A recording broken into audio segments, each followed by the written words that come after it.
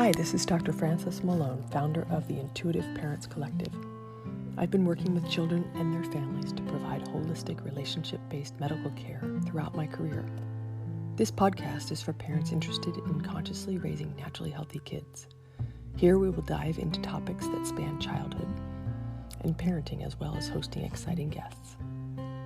So whenever you find yourself at the end of your parenting rope, tune into the Intuitive Parents podcast to get support and new ideas about making parenting fun.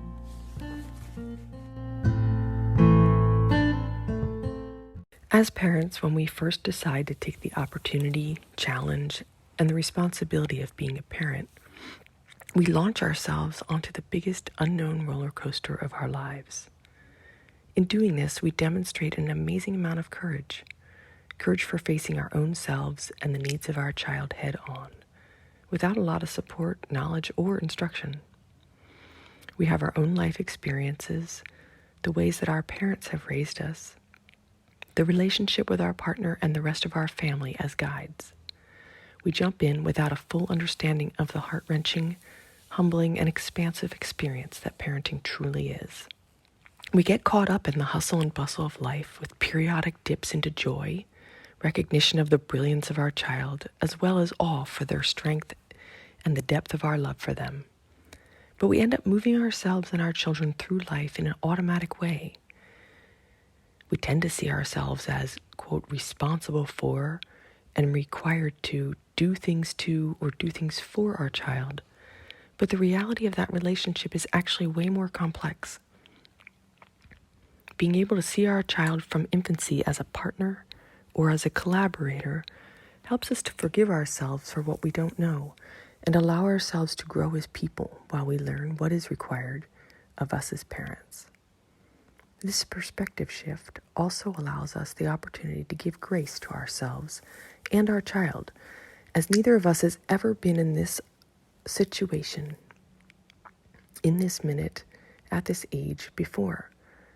When we see our child as a person that we are collaborating with to create the day that both of us wish for, then we come back to a place of seeing this person as someone with needs that they are trying to communicate. When there are breakdowns and frustrations and hair pulling and possibly tantrums, it's because somehow we're not able to hear each other. When we learn to step back, take a breath, and give ourselves a little self-love and understanding, we can work with our child and we can diffuse the situation better.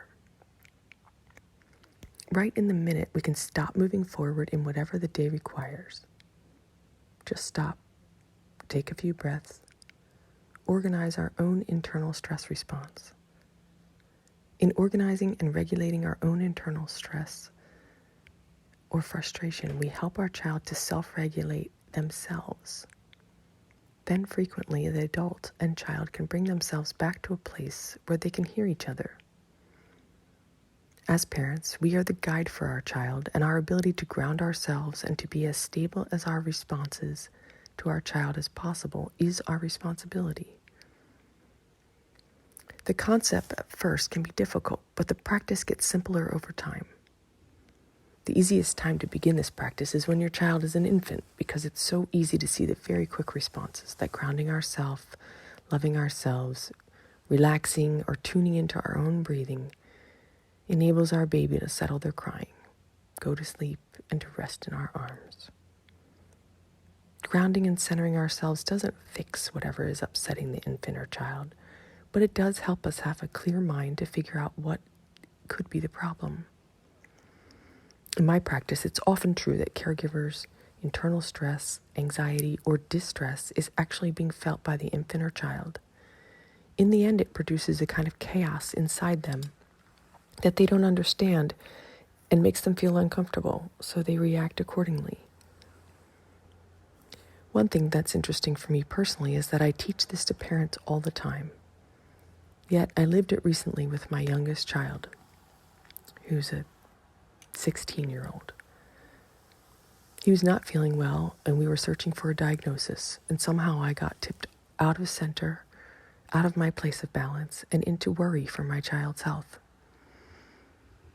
This is absolutely expected, but Me being off-center increased and exacerbated my child's distress and experience of the symptoms. The symptoms hadn't changed. My child's discomfort did not get worse. But as my brain was allowed to ruminate and worry, and that I pretended to him that I was not worried, his reactivity and behavior became more untenable. He became anxious and distressed about the same symptoms in a new way. Somehow, I noticed, and I started to give myself a chance to be okay with the fact that right now, I didn't know what was going on with my kiddo, and that I couldn't fix it in this minute, and that we would eventually figure out how to move forward. As I organized myself, grounded myself, and took care of myself, my child started to do better in his experience of daily life, despite persisting symptoms. If you'd like to try this for yourself, go right ahead. You can put it into practice immediately. If you need more support of an organized program, then go ahead and try my 14-day challenge.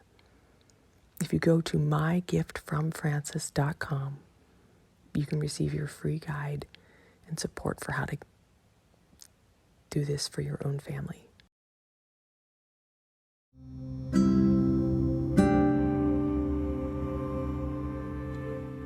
Hi, this is Frances. Thank you for tuning in to today's episode of the Intuitive Parents Podcast. We are thrilled to have you here and hope that you enjoyed it. Please share our podcast with others who may benefit and leave us a review. To receive a free gift of the 14-day challenge, bringing peace to your household, go to mygiftfromfrances.com. That's mygiftfromfrances.com. Take care. I look forward to working with you.